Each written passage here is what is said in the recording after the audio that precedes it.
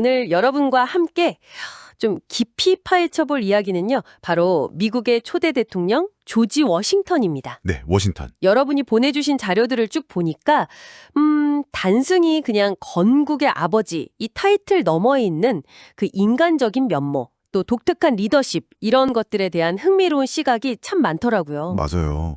우리가 흔히 생각하는 그런 위인전송 모습과는 또 다른 지점들이 있죠. 특히 좀 눈에 띄는 게 워싱턴이 뭐랄까 처음부터 막 정치적인 야망 이런 걸 가졌다기보다는 좀 예상치 못한 상황들을 통해서 리더의 자리까지 올라갔다는 점이에요. 네, 그렇죠. 그러다가 권력의 정점에서 왜 스스로 내려왔을까 하는 이 부분이 오늘 우리가 좀 집중적으로 살펴볼 핵심 질문이 될 것 같습니다. 네, 그 선택이 참 중요하죠. 이 자료들 속에서 가장 중요한 통찰 함께 찾아보시죠. 좋습니다. 이 자료들을 통해서 워싱턴의 선택을 따라가다 보면요.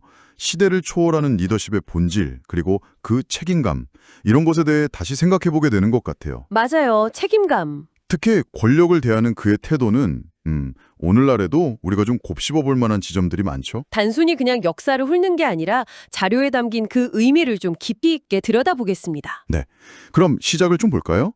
자료를 보면 워싱턴의 시작은 결코 순탄치 않았어요. 네, 어렸을 때 어린 나이에. 아버지를 여의고 영국 유학의 꿈도 접어야 했고요. 그렇죠. 그런데 한 자료에서는 그가 좌절하기보다는 곧바로 측량 기술을 배웠다고 나오는데 그래서 21살에 이미 자수성가한 농장주가 되었다. 이 과정이 꽤 구체적으로 나와요. 그 현실적인 문제 해결 능력, 이게 돋보이는 거죠. 네, 정말. 그 지점이 흥미롭습니다.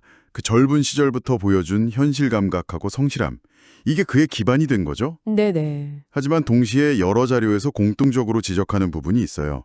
바로 그가 운영한 마운트 버넌 농장, 여기에 수백 명의 노예가 있었다는 사실입니다.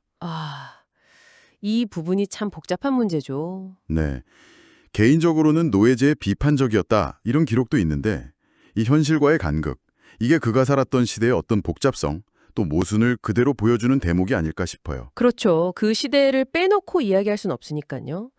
군인으로서의 경험도 빼놓을 수 없죠. 그럼요. 프랑스와의 전쟁에서 포로가 되었던 경험도 있고 그리고 독립전쟁 총사령관으로서는 사실 전력이 굉장히 불리했잖아요. 맞아요. 아주 불리했죠. 그런데도 그 광활한 영토를 이용해서 뭐랄까 지구전, 게릴라 전술 이런 걸로 결국 승리를 이끌어낸 과정이 참 인상적입니다. 네, 한 자료에서는 그 패배 속에서도 군대를 유지하고 또 사기를 북돋았던 그 리더십을 굉장히 높이 평가하더라고요. 전쟁 영웅이 됐으니 당연히 최고 지도자가 될 거다. 모두가 이렇게 예상했을 텐데요. 네, 다들 그렇게 생각했겠죠. 근데 정작 본인은 고향으로 돌아가서 그냥 평범한 농장주로 돌아가고 싶어 했다는 기록이 여러 곳에서 발견돼요. 맞아요.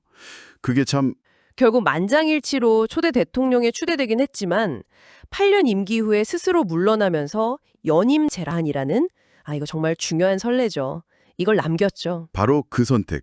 그게 워싱턴을 정말 특별하게 만드는 지점입니다.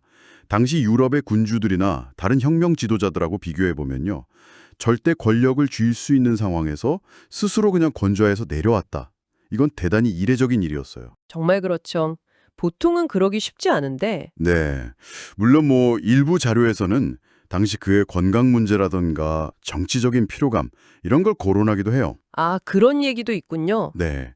하지만 가장 중요한 해석은 역시 개인의 욕망보다는 공화국의 미래 그리고 원칙 이걸 우선시했다는 점이죠.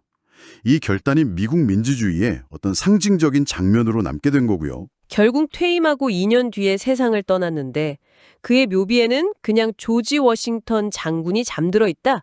이 소박한 문구만 남았다는 사실이 그의 삶을 딱 압축해서 보여주는 것 같아요. 네. 최고 권력자였지만 스스로를 끝까지는 공직자로 여겼던 거죠. 맞습니다. 네. 종합적으로 이 자료들을 분석해 보면요. 워싱턴은 단순히 그냥 첫 대통령이라는 그 역사적 사실을 넘어서 권력 앞에서 겸손과 책임을 실천함으로써 이 신생국가 미국의 정체성을 만드는데 결정적인 역할을 했다. 이렇게 평가할 수 있습니다. 정체성을 만들었다. 네, 권력을 내려놓는 그 행위 자체가 국가 운영의 규범이 되기를 바랐던 것이죠. 워싱턴의 삶을 통해 권력과 책임에 대해 참 많은 생각을 하게 되네요. 네, 그렇죠. 여러분께 마지막으로 질문 하나 던져보고 싶네요. 모든 것을 가질 수 있는 힘이 주어졌을 때 기꺼이 그것을 내려놓을 수 있는 용기? 어쩌면 오늘날 우리 사회가 필요로 하는 리더십은 바로 이런 모습이 아닐까요? 네, 정말 생각해 볼 문제입니다. 여러분의 자리에서 리더십과 책임의 무게에 대해 한 번쯤 고민해 보시는 그런 시간이 되셨기를 바랍니다.